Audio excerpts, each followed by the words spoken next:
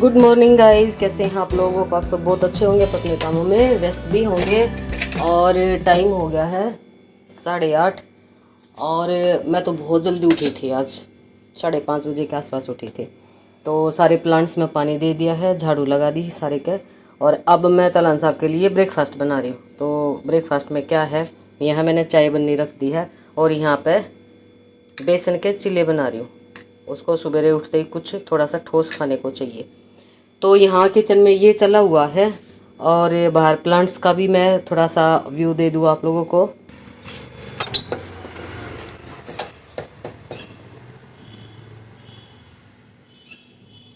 तो ये सारे प्लांट्स में मैंने अभी पानी दे दिया है।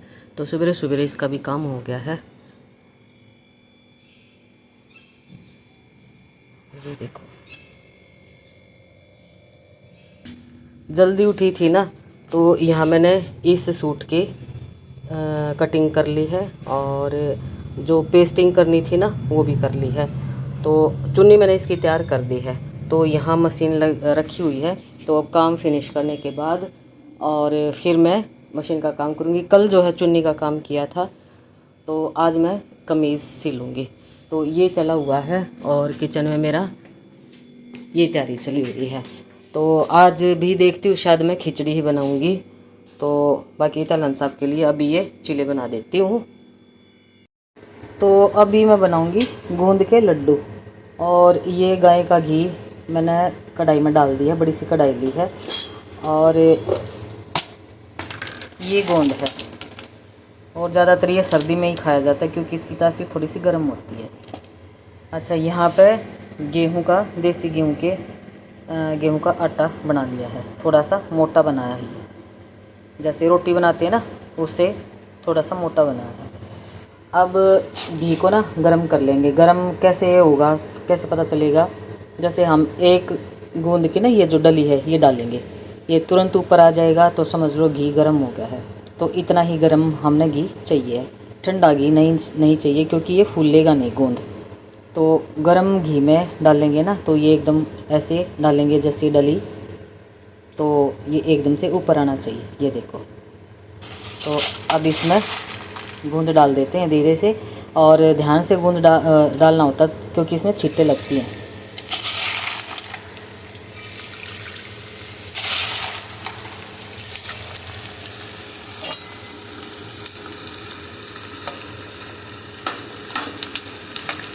तो इसको ना गोल्डन ब्राउन होने तक तलेंगे।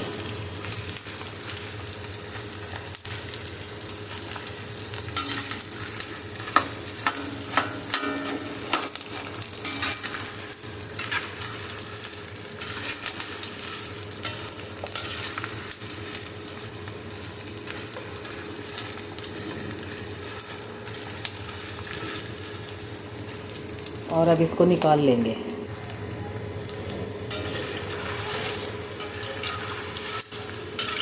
और ये जो लड्डू है ना, हेल्दी तो होते ही होते हैं, उसके साथ बहुत टेस्टी भी होते हैं। दूसरा, इसमें ना कोई भी ड्राई फ्रूट आप शैलो फ्राई करके और डाल सकते हो। लेकिन मैं इसमें बेटी से पूछती हूँ उसको कौन सा ड्राई फ्रूट डलवाना, या वैसे ही सिंपल बनवाएगी, तो उस हिसाब से मैं ऐड करूँगी।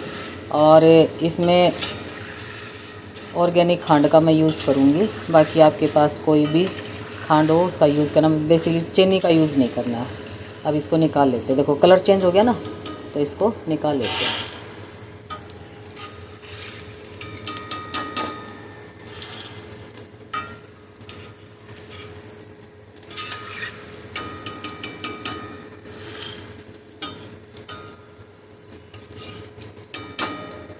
और ये जो गूंद है इसको मैं सबको तल लेती हूँ और फिर आटा भुना जाएगा।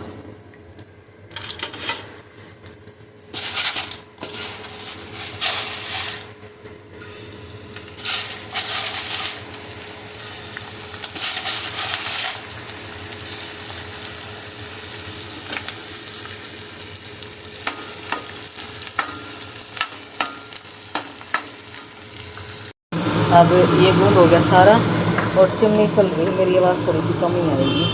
तो अब इसमें डाल देते हैं आटा। और आप ना आटा ड्राई मतलब घी के बगैर भी भून सकते हो और घी में भी भून सकते हो, वो आपकी अपनी चॉइस है। अगर ड्राई रोस्ट करोगे तो बाद में घी ऐड करना पड़ेगा, और घी के साथ भूनोगे तो घी बाद में ऐड करने की ज़रूरत नहीं होगी।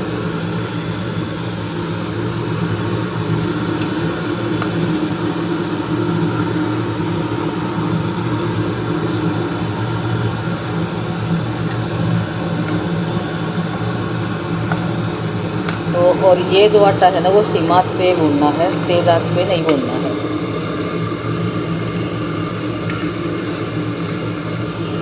तो इसको ना मैं भून लेती हूँ और गुड्डी से पूछती हूँ कि इसमें ड्राई फ्रूट डाल दूँ या नहीं डाल दूँ।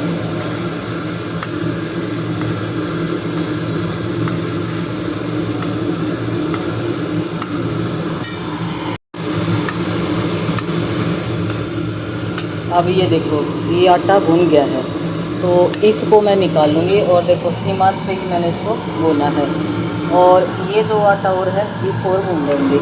तो इसको कढ़ाई से निकाल के और दूसरा आटा भून लेती हूँ, और फिर मैं आगे का प्रोसेस आप लोगों के साथ शेयर करूँगी। और ये जो लड्डू हैं बेसिकली तो ये सर्दी में खाए जाते हैं, बाकी तो कभी भी खा सकते हो, ऐसा कुछ हार्ड एंड फास्ट रूल नहीं है, मैं तो कभी बना लेती हूँ। बाकी ज़्यादातर ये सर्दी में ही बनाते हैं लोग, बाकी सर्दी में ही खाते हैं। तो हेल्दी भी है और टेस्टी भी हैं। तो जिसकी हड्डियों में दर्द रहता है ना उसके लिए बहुत बढ़िया ये लड्डू हैं। और ये जैसे डिलीवरी होती है ना, तो उस माँ के लिए यानी जच्चा के लिए ज़्यादातर बनाया जाता है। तो इसको मैं निकाल लेती हूँ।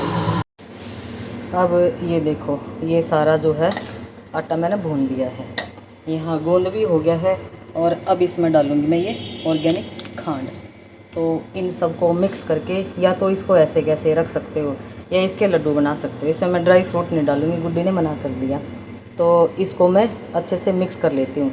अच्छा गोंद है वो आप इसको तोड़ भी सकते हो, यानी ऐसे पीस सकते हो ऐसे, और या इसको ऐसे कैसे छोड़ सकते हो। मैं इसको ऐसे कैसे छोड़ूंगी, जब हम खाएंगे ना इसके गूंद के लड्डू तो ये जाड़ के नीचे आएगा ना, यानी जैसे चबाएंगे ना तो कड़ कड़ की जैसे आवाज़ आती है ना, उसमें ना गूंद बहुत टेस्टी लगता है और मज़ा आ जाता है गूंद के लड्डू खाने में। तो मैं जब भी बनाती हूँ ना इसको पीसती नहीं हूँ, ऐसे कैसे डाल देती हूँ और बहुत टेस्टी बनते हैं फिर ये। तो ये सब मैं मिक्स कर लेती हूँ। तो अब ये देखो ये सारा मैंने डाल लिया है, और इसके लड्डू नहीं बनाए मैंने इसको ऐसे ही डब्बे में डाल दिया है। अब इसको ये इतना बड़ा सारा डब्बा है, तो इसमें कुछ गुड्डी ले जाएगी, कुछ गुड्डी के पापा के लिए यूज़ हो जाएगा। तो अब ये देखो, और चाहो तो आप इसके लड्डू भी ऐसे बना सकते हो, लेकिन उसमें ना घी ज़्यादा पड़ेगा। तो इसमें ना घी अभी थोड़ा कम है क्योंकि मैंने कम घी का ही बनाया है। तो ये बन के हो गया है तैयार, और जल्दी ही बन गया है। बस ये है कि हफ्ता 10 दिन चल जाएगा, फिर दोबारा फिर बना लेंगे। तो लड्डू बनाना चाह रहे हो लड्डू बना सकते हो, उसके लिए थोड़ा सा घी और ऐड होगा इसमें, अदरवाइज़ इसको ऐसे ही कटोरी में डाल कर चम्मच से आप खा सकते हो। तो इसको अभी थोड़ा सा ये हल्का सा कोसा सा है, बिल्कुल ठंडा हो जाएगा ना तब मैं इसको इसका ढक्कन लगा के और फिर रख देंगे। तो जब तक मैं इसको जाली से ढक देती हूँ, तो ये ठंडा हो जाएगा जब ढक्कन लगा देंगे। तो ये हो गया है रेडी। तो यहाँ पे जो सिलाई का काम है ना, यानी मेरे सूट सिलने का काम है, वो थोड़ा सा मैं अभी करूँगी, यानी आज करूँगी और थोड़ा सा कल करूँगी, क्योंकि एक दिन ज़्यादा बर्डन नहीं डालती हूँ। तो जैसे है ना, खुद आप अपने कपड़े यानी अपने सूट वगैरह खुद सिल लेते हैं ना, तो उसमें कोई भी डिज़ाइन आप डाल सकते हो। और जब मन करे तब आप, यानी 1-1.5-2 घंटे लगते हैं सूट की सिलाई करने में, तो ज़्यादा टाइम भी नहीं लगता है कि भी पूरा दिन लग जाता है।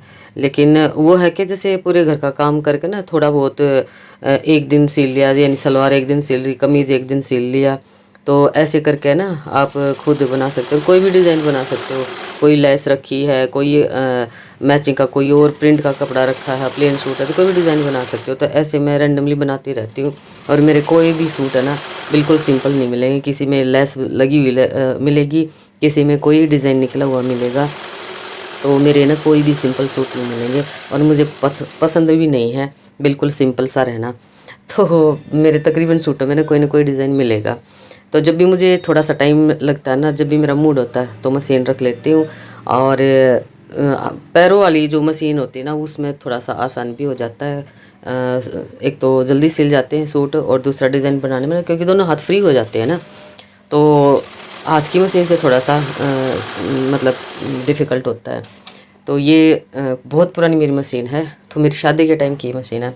तो जब भी मुझे ये थोड़ा सा ये लगता है कि भी मेरे को सूट सिलना है, तो एक दिन उसकी कटिंग कर ली, और माइंड में डिज़ाइन तो रहता ही रहता है, तो या फिर कोई भी डिज़ाइन अपना सोच के और फिर बना लेती हूँ। तो ऐसे कुछ मेरा चलता रहता है। तो भाई अभी संध्या कर ली मैंने, और हमारे खाने में क्या बन रहा है वो मैं दिखाती हूँ। और रोटी खाने का बिल्कुल भी मन नहीं है, और वैसे भी इस टाइम हम रोटी कम ही खाते हैं, मतलब कभी कभार खा ली तो खा ली। तो अब यहाँ पे ये सेवियाँ बना रही हूँ। तो ये जो सेवियाँ है मेरे मतलब खुद की बनाई हुई है, तो होममेड सेवियाँ हैं, तो सूजी की हैं, और ये गाय के घी कह रही हूँ दूध में मैं बना रही हूँ इनको। तो अब ये लेंगे, तो मैं तो लेऊँगी विदाउट शुगर, और तलन साहब के लिए शुगर ऐड करके तब देऊँगी, क्योंकि उनको तो भाई मीठे से कुछ नहीं होता। मेरा तो वेट बहुत ज़्यादा बढ़ता है, तो इसलिए मेरे को, और वैसे कुछ पता भी नहीं चलता मेरे को ज़्यादा मीठे का।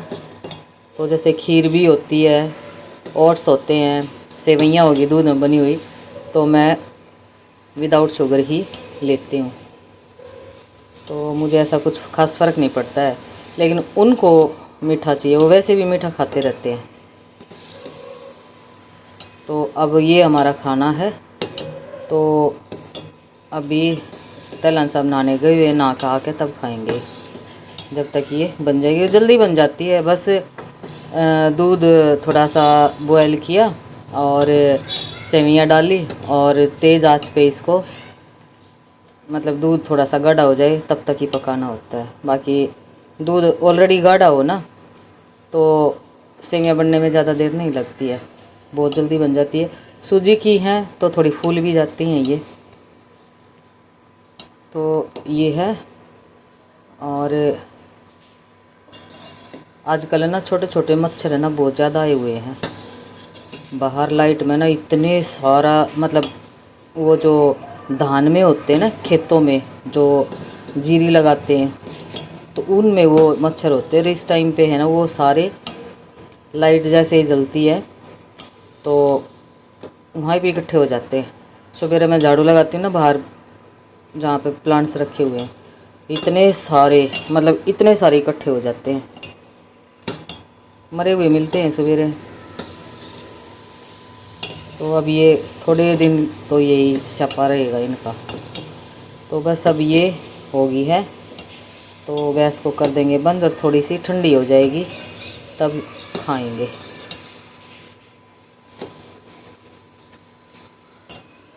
तो गैस को कर देती हूँ बंद। बस ये जैसे थोड़ी ठंडी होगी ना, तो थोड़ी सी और गाढ़ी हो जाएगी, तो इसको मैं जाली से ढक देती हूँ। तो ये होगी है। तो अब बस सेवइयाँ खाएंगे। और बेटे की कॉल आ गई थी, मैं ऊपर घूमने चली गई थी, 1 घंटा में घूम के आई हूँ। तो अभी तलन साहब नहा के निकलेंगे, तो फिर ये खाएंगे, और फिर बेटे की कॉल आ जाएगी। बस फिर वैसे तो खराब लेट हो रहे हैं, मैं 8:30 बजे तक सो जाती हूँ, लास्ट टू लास्ट 9 बजे तक मैं सो जाती हूँ। पर कोई ना, कभी कभी चलता है। आज मशीन का काम करने लगी ना, तो पूरा तो आज नहीं हुआ, कल होगा शायद पूरा। वहाँ पर कल कर दूँगी, थोड़ा ही रहता उसका काम। तो ऐसा करके है। और मैंने अपने फेस पे मेरी जो डेली रूटीन की जो रेमेडी होती है ना, वो यूज़ करके और कोकोनट ऑयल लगा लिया है। तो कल मैं शेयर करूँगी आपके साथ। मैं शाम की जो सवेरे की भी रूटीन जो आप लोगों के साथ शेयर करूँगी, और रात का भी करूँगी। तो चलिए फिर इसी के साथ इस व्लॉग का यहीं पे एंड करती हूँ। मिलती हूँ एक और नए कंटेंट के साथ। तब तक अपना और अपने परिवार का ढेर सारा ख्याल रखना है। और मौसम चेंज हो रहा है, तो बीमारियों का भी आगमन हो रहा है। मैं तो बीमार हो चुकी हूँ, लेकिन आप लोग अपना ध्यान रखना। बच्चे माता पिता का ख्याल रखो, माता पिता बच्चों का ख्याल रखो। तो children take care, bye bye.